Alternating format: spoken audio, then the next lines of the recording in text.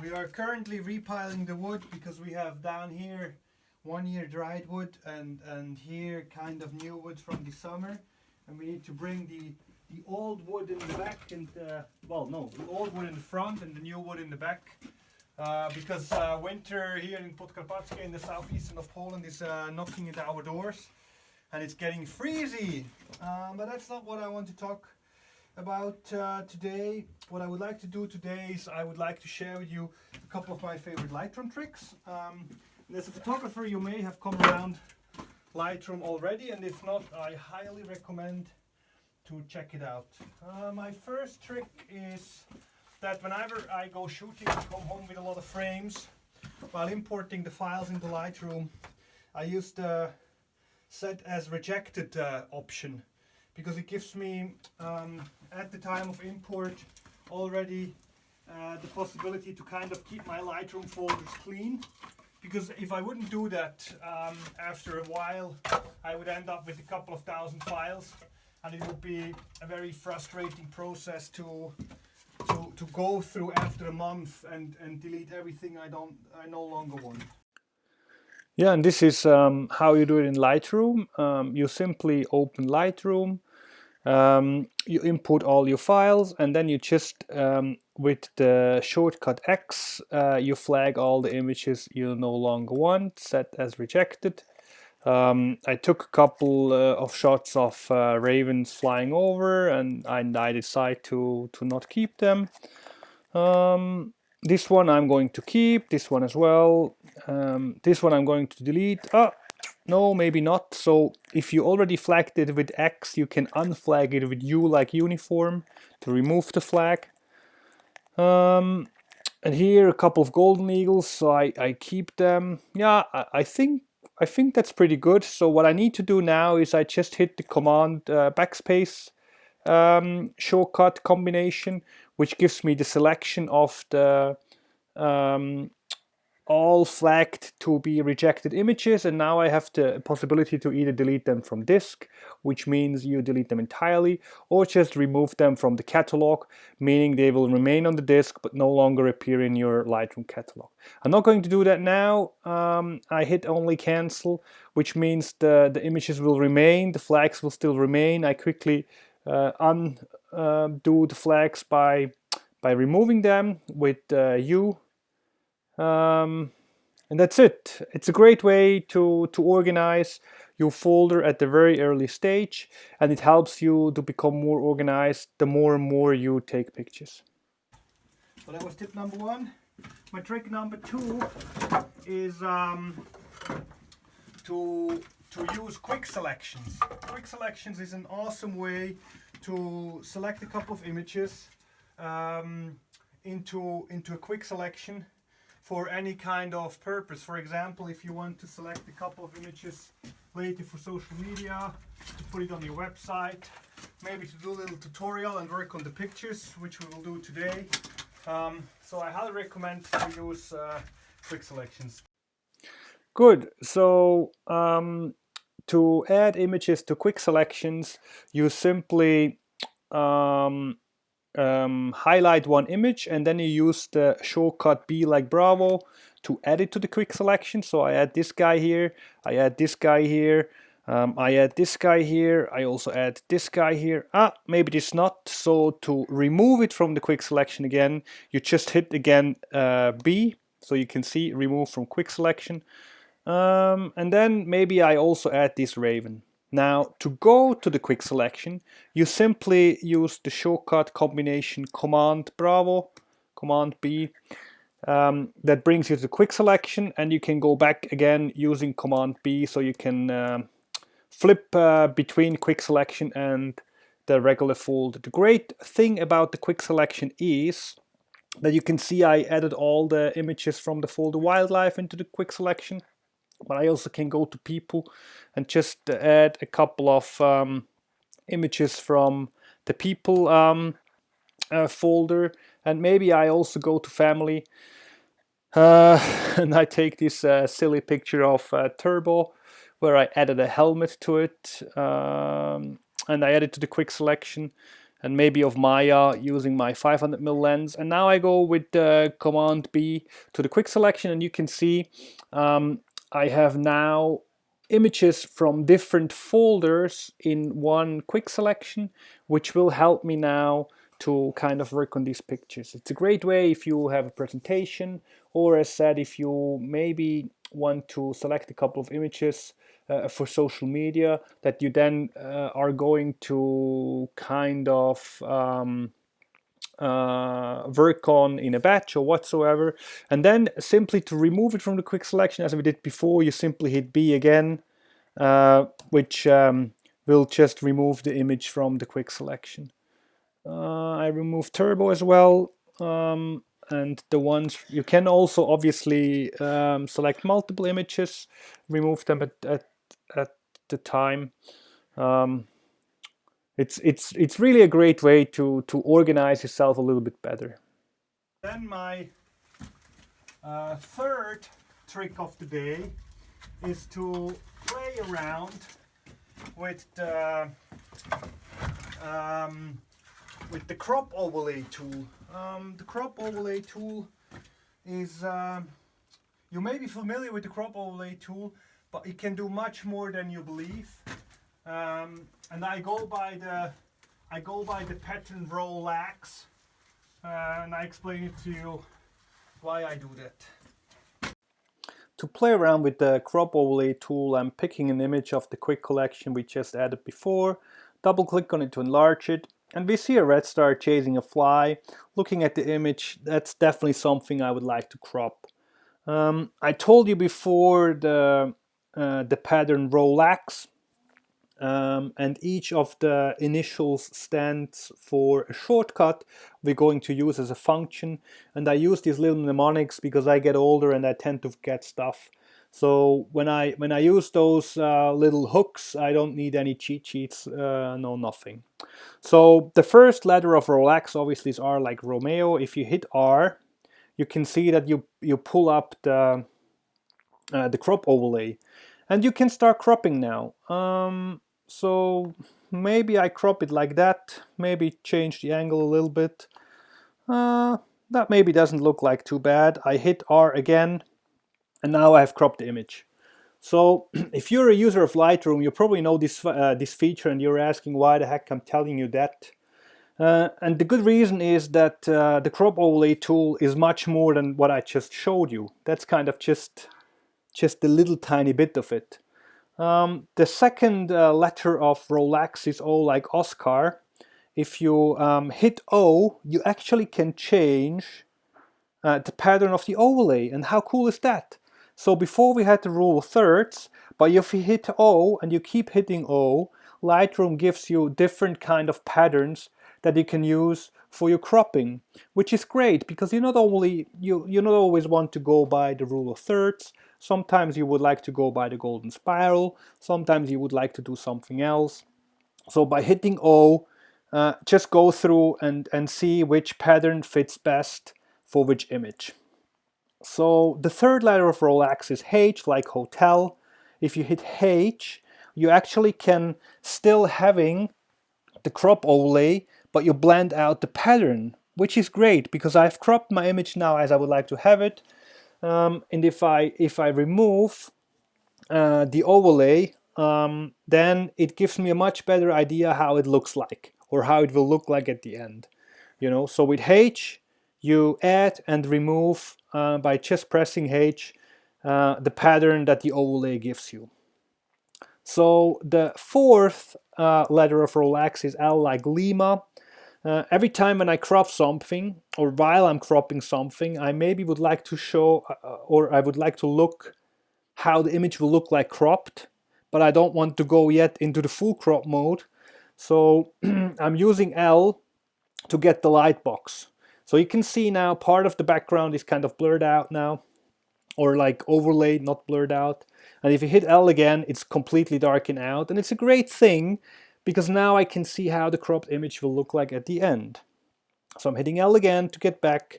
Obviously you can first, with H, remove the overlay, and then with L, look it in the light box, because then you don't have the distraction of the overlay itself. Cool. So the next letter of Rolex is A, like alpha. If you pay attention to this little lock here, currently it's sealed, and this means whatever I do, I'm always in the same ratio, right? If I, however, hit now A like alpha, you can see the lock pops up, and now I can do whatever I want, right? So without any, like, free your crop, you know, that's kind of free your crop. Whereas before I was kind of, if I hit A again, you can see the lock seals again. Now I'm not free no more, right? Now I'm kind of bound within the dimensions I have picked, you know. So with A, seal, with A, unseal. The last letter of Rolex is X, like X-ray. If you hit X, you can change the crop overlay from vertical to horizontal or from horizontal to vertical. How cool is that? Because look, let's assume I'm shooting for a magazine. I'm on the cover page, which would be a good thing, of course. And then I for sure would want to have an image that has a vertical crop. Whereas if I'm shooting for a page inside a magazine, it's more likely to be horizontal, right? So therefore, with hex, you can switch between the two. Bum bum bum, x x x. Now, what you also can do besides those letters Rolex, you also can use the command key, and that's actually very, very great, because now if I want to crop it and I want to make sure my image kind of follows a certain line to be straightened from a certain angle, I just hit the command key and you can see a little ruler appears, and now I can just drag a line with my mouse. If I'm dragging it like that and I release it, and then it automatically kind of gives me the angle of this specific line. So I do it again. This maybe was, let's do this. Let's say I've cropped it like that before, and now I use the command, and now I just drag along this line, and you see, bam, that's what you want. How great is that? So that's the combination of command to get the ruler, and then just with your mouse drag and drop a line and align it to whatever you want. That's amazing. And the last thing you can do in the crop overlay tool is if you hit Alt key, because before you've seen that whenever I drag my little overlay around, it always is fixed on one side, whereas the rest floats in and out. So if I hit the Alt key, actually you're centered, and from the center you start cropping. The fourth tip or trick of the day is to quickly remove spot removals. So maybe you add a couple of spot removals to your images, but then you realize, that maybe was a little bit too much. So you want to remove the spot removals again. And there is a trick I show you, which is just fast and very cool. To demonstrate you the little trick of removing the spot removal, I'm again picking an image we recently added to the quick collection. So you already can see now how useful this concept of the quick collection can be. I'm picking the image of a raven we added. And to use the quick collection, all we have to do is we have to, if we want to use the spot removal, all we have to do is to press the shortcut Q like Quebec. And you can see I have removed here on the side 4 different spots of a tree trunk that kind of disturbed my image a little bit. And I now would like to remove those spot removals again, because I do like the tree trunk. So all I have to do is I have to press the Alt key, and while doing so you see a little scissor, and then you simply kill the spot removals. How cool is that? It took me a while to figure it out, and before that I always had to kind of select the spot removal and delete it. But now Let's do it again. I quickly add a couple of spot removals to the image. Bam, bam, bam. And then I also add one here, which obviously doesn't make sense. And I want to remove it, so I just hit Alt, the little scissor appears, back, gone. How fast is that? By the way, you may know that the spot removal tool has two different brush or two different main brush settings, a clone and a heal. So if you use Q and Shift, you jump between clone and heal. That's a little side trick that has nothing to do with the removal of the spot removal, but here you can just choose between clone and heal without going back and forth to these settings. The next trick I would like to show you is how to reset all these adjustment sliders. You may use the adjustment sliders for any kind of purpose, and you maybe realize, that was maybe a little bit too much, or I would like to go back to normal. And usually you would just go there and drag and drop them back and forth. But there is a very simple trick I show you where you can just reset them to 0, which is amazing. To show you the trick with the adjustment sliders, we again, guess what, pick an image of the quick collection. So again, shout out to my homie quick collection. Using the one of the red start in flight, double click to enlarge it, go to development mode. And you can see I already have kind of played around a little bit with the image, and you can see I've worked on the exposure contracts, on the highlights, and all of those different sliders. Now, what I would like to do is I would like to show you how you very easily can bring back the sliders to 0. So before I knew this trick, I either manually have been overwriting this with the 0, or have been using the slider to go back to the 0 here, like nasty, and then always go minus, plus, minus, whatever. By the way, if you enlarge this, if you have a large screen, you can enlarge this side a little bit more, because it will give you an amazing view of how much actually the sliders can give you. You can be much more precise if you have a larger slider, you know. All right, now, but that's not the topic. The topic is how to set them back to 0 without sliding them around or overwriting them with 0. Guess what? You just double click, clack, clack, on the text, on the label on the left side, and you switch them back to 0. I mean, how cool is that? Look how much time I gain by just doing this, you know? That's amazing. And it took me a while to find it out, and before that I was always like, oh my god, I need to, like, you know, I think you get the point. Now, what you also can do is you would, like, let's say you would have now changed here a couple of settings to whatever. What you can do is, if you hit the Alt key, you already can see here something pops up called reset tone. So without Alt key it says tone, with Alt key it says reset tone, and guess what? If you hit Alt key and reset tone, all your sliders go back to 0. Oh my god. If I would have known that a couple of years back, I would have been much faster using these sliders. Then my next trick is a very important trick, is to use this clipping option, or the clipping tool. The clipping tool helps you to see where you block the shadows or where you have overexposed your image, and basically tells you where your image has no information.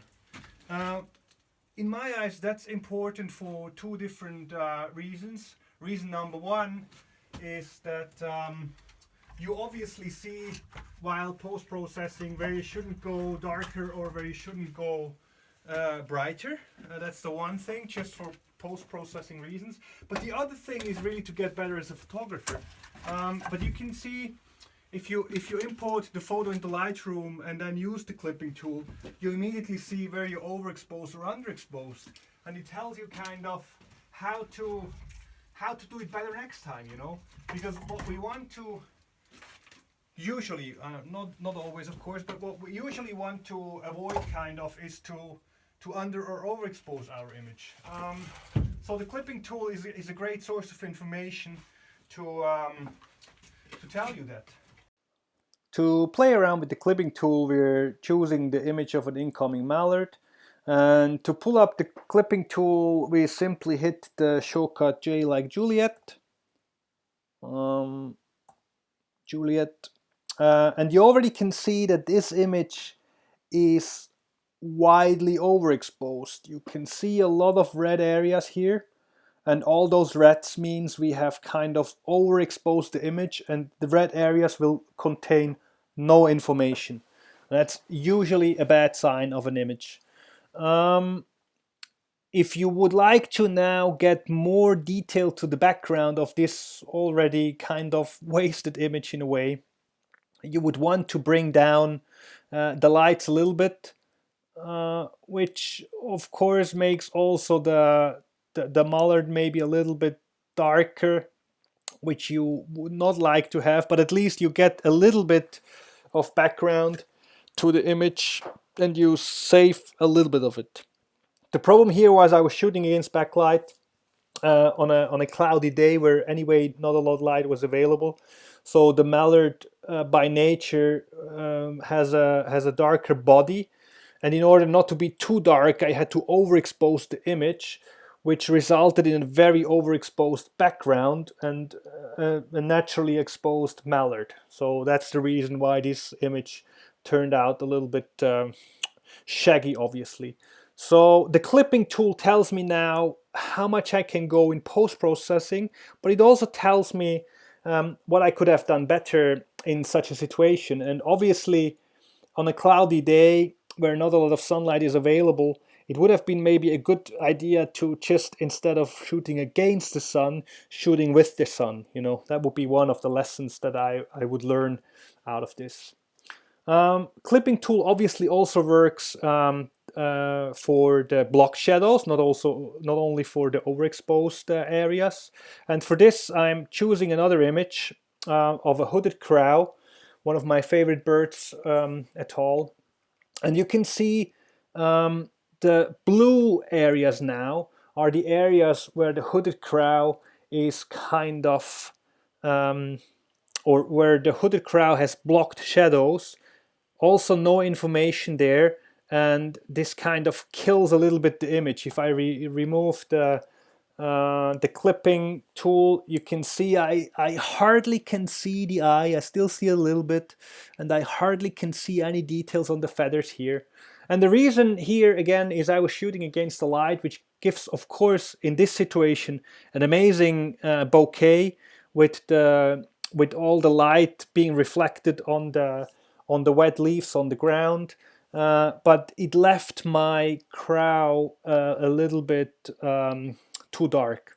So in order to unblock the shadows a little bit, which is almost not possible, is to remove a little bit the shadow slider here, giving me a little bit more detail, and not having so many shadows blocked, you see. And my next trick is to use the before and after option in Lightroom.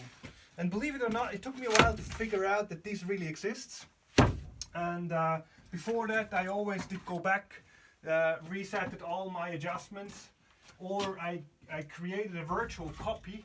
I created a virtual copy and then compared the virtual copy as base with the adjusted or the manipulated image.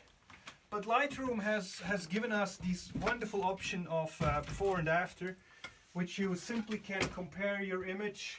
Guess what? Before and after. The before and after feature is something I only found out very recently, and as said before, it always was a hassle for me to kind of compare whether my post-processing was okay or not. But Lightroom has given us this amazing feature by just using the shortcut Y like Yankee. So if you hit Y, you can actually compare your image before and after. And now look at that. How cool is that?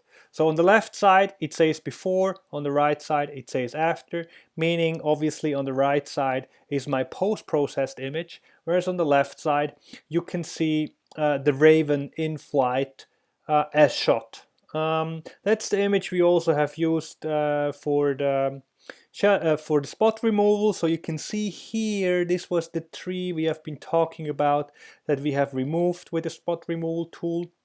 And also we made the color a little bit brighter, and the entire image a little bit was a little bit underexposed, so we exposed a little bit more. It gives me just a very good idea what I have done in post-processing and how much I have changed.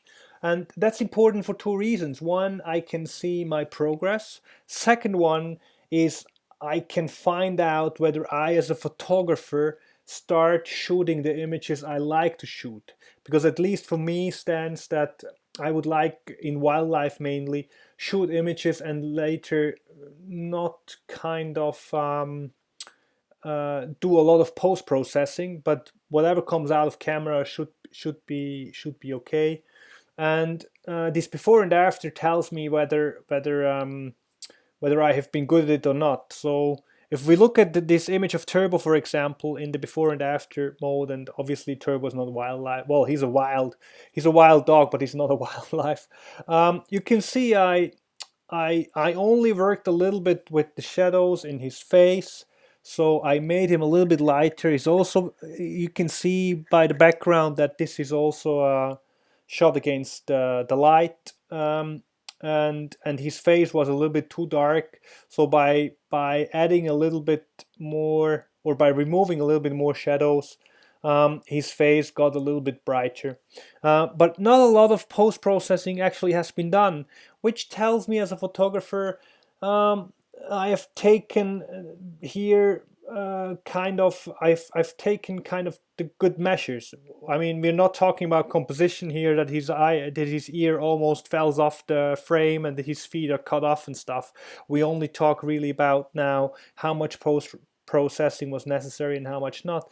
And the more I'm using this before and after feature now, the more I get the feeling on in which circumstances of shooting I'm doing good and where I still can improve. So, for example, I found out when it's too dark outside, I tend to push ISO too much, which gives me kind of a little bit of a too noisy image. Then I use like noise reduction, which is okay, but kind of gives me or kind of I kind of lose details and clarity and stuff. So that's for sure an area I need to work on.